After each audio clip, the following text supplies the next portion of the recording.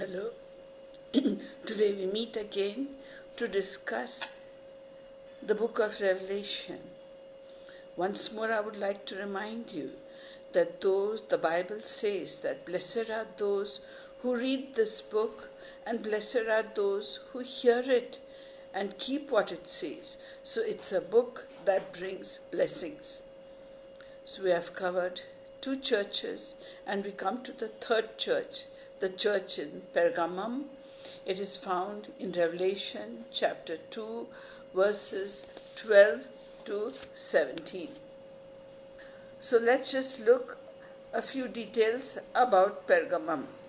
So Pergamum was a very wealthy city. It was built on a hill, and the people thought themselves protected. It was a political and a religious center, but it was also a very wicked city. The pagan gods that were worshipped there were Athena, Zeus, and the snake god. Pergamum also had a huge library with about 2 lakh volumes in it.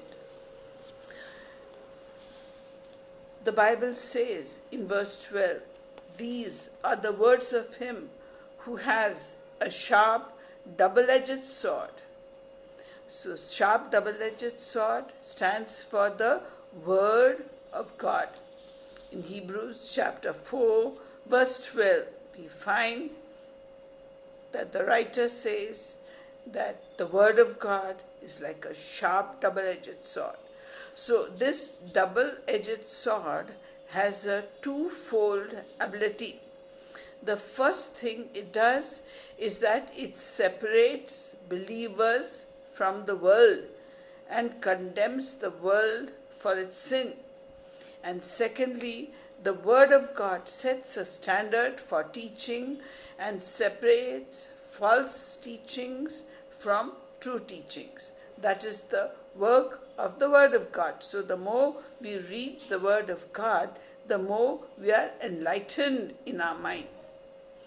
Further, the Bible says in verse 13, "I know where you live, where Satan has his throne." So Satan has his throne in Pergamum. What does that mean? First of all, there was a high altar there to Zeus, the Greek god Zeus, and there was a temple to Athena. Secondly, the Romans forced the people to worship the emperor. Emperor worship was prevalent, and those who didn't worship the emperor, they were called traitors, and they were killed. And it was also called place where Satan has his throne because it had a world famous medical center named after the snake god Asclepius. He was the god of healing. There were many medical priests over there. And because of this, there was high immorality. Wherever Satan's throne is, that place has high immorality. So we find even in India, in the corporate hospitals, they have the idol of their god right at the entrance of the corporate hospital. And we find that the corporate hospitals, of course, provide treatment, but money is their god, and the unknowing people have to shell out a lot of money. Now, the church in Pergamum was persecuted by the Romans, but it spread rapidly. Once Romans accepted Christianity, the church lost its vision and vitality because slowly it became into a superficial religion. The ceremonies became more important rather than following Christ. Even today, we find that in many churches, the people carry Bibles and prayer books and read it aloud, but there is no Christ in their hearts, and they are dead churches. The same thing was happening in Pergamum. And many times pagans were baptized even without their knowing Christ. So the church was declining rapidly in Pergamum. The faithful believers, they refused to give up their faith even when Satan worshippers killed Antipas, who was a faithful believer, and he did not deny his faith. Therefore, the Bible says, "Yet you remain true to my name. You did not renounce your faith in me, not even the days of Antipas, my faithful witness, who was put to death in your city where Satan lives." So it was a center of Satan worship. And Antipas did not give up his faith. So Christ is very pleased with them. Now there are certain things that Jesus disapproves in this church. So verse 14 says, "Nevertheless, I have a few things against you. There are some among you who hold to the teaching of Balaam, who taught Balak to entice the Israelites to sin, so that they ate food sacrificed to idols and committed sexual immorality." So in the Old Testament, there was a king called Balak. He was a Moabite king, and he saw lakhs of Israelites coming and walking through parts of his kingdom, and he was very afraid that he would be overthrown. So he went to a man called Balaam, because the Bible says, "Whomever Balaam blessed was blessed, and whomever he cursed was cursed." So King Balak wanted Balaam to curse the Israelites. And Balaam, he at first refused, but later on, when large sums of money were offered to him, he became greedy and went towards the king Balak's residence. On the way, God stopped him from his mad rush to earn money, and his donkey, that is an animal that cannot speak, it started speaking with a human voice and stopped the mad rush of Balaam there itself. So Jesus feels that immorality and idolatry go hand in hand. So Balaam, when he saw that he couldn't curse the Israelites, he taught the Moabite women to entice the Israelites into sinning with them and into eating food offered to idols. So Balaam stands for one who compromises with the world. Why compromise?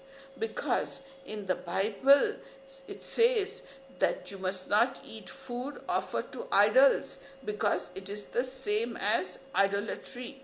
1 Corinthians chapter 10 and verse 20 says that the foods that the Gentiles offer to idols, they are not offering to idols, because idols are dumb dolls. They are offering to the demons behind the idols. And Acts chapter 15 verse 29 teaches Christians that they must abstain from eating the food that is offered to idols. That is one thing that Jesus disapproves in the church in Pergamum. Also, we find that in those days, people slowly started worshipping images of saints and started making idols. And they worshipped the saints and their relics rather than God. The Bible then says, you have those who hold the teaching of the Nicolaitans. So Nicolaitanian teaching, as we saw earlier, believes that the priests are not like ordinary people, they are much higher than ordinary people. And secondly, these higher people enjoyed the sinful pleasures of the world and committed immorality. So they compromised with the world. So therefore, in chapter 2, verse 16, Jesus gives a warning. He says that repent, therefore, otherwise I will come to you and will fight against them with the sword of my mouth. So Jesus is asking the Pergamum church to repent, or Jesus, who is the Word of God, who is the Savior of the church, will become its destroyers. Now the same warning is given to us today. So if we worship money or property or members of our family more than we worship God, it is same as idolatry. So the same warning is given to us today. Now we will read verse 17. Whoever has ears, let them hear what the Spirit says to the churches. To the one who is victorious, I will give some of the hidden manna. I will also give that person a white stone with a new name written on it, known only to the one who receives it. So if we are overcomers and following Jesus until the end, Jesus says that he will give us some of the hidden manna. So what is manna?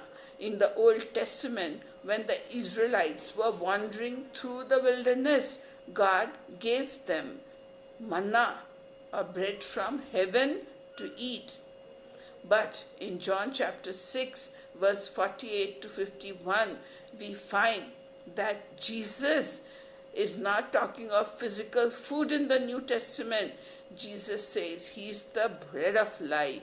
He is the living bread. He is the bread from heaven.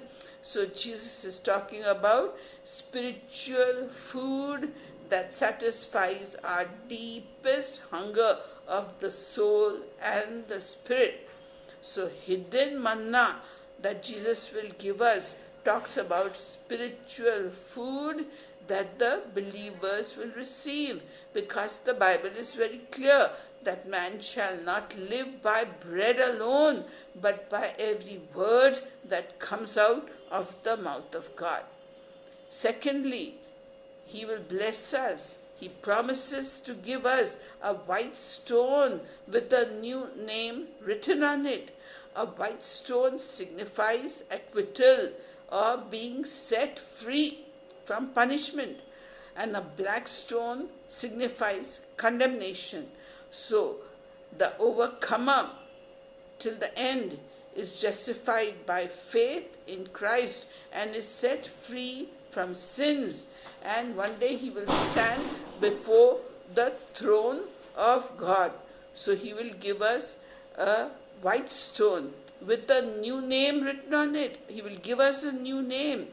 So we find that a person is accepted by God if he survives, if he overcomes till the end, and he will be found worthy to receive eternal life. So why is a name important? Why should Jesus give us a new name? According to the Bible, the name represents the character of the person. For example, one of the early characters in the Bible is named Jacob. And Jacob means deceiver, or cheater, or supplanter. And Jacob's life showed him to be a cheater and a supplanter. But that name got changed into Israel. God changed Jacob's name into the name of Israel, meaning he struggled with God and struggled with humans, and he overcame. So this is what is promised to the overcomer, the hidden manna and a white stone with a new name written on it. So let us decide in our hearts that we will follow Jesus even unto the end, and we will be overcomers, fighting against the adultery, against the sinfulness that is all around us in the world. So this is the letter to the church in Pergamum. Let us just thank God and praise Him. Let us pray. Almighty God, Father in heaven, we thank you and we praise you for teaching us from the book of Revelation. Bless each one of us, O Lord, who is hearing this video. Bless us mightily, as your word says, that those who read the word from the book of Revelation will be blessed, and those who hear it also will be blessed if they follow what the book is teaching. We give you all the glory, praise, honor, and thanks. In Jesus' name we pray. Amen.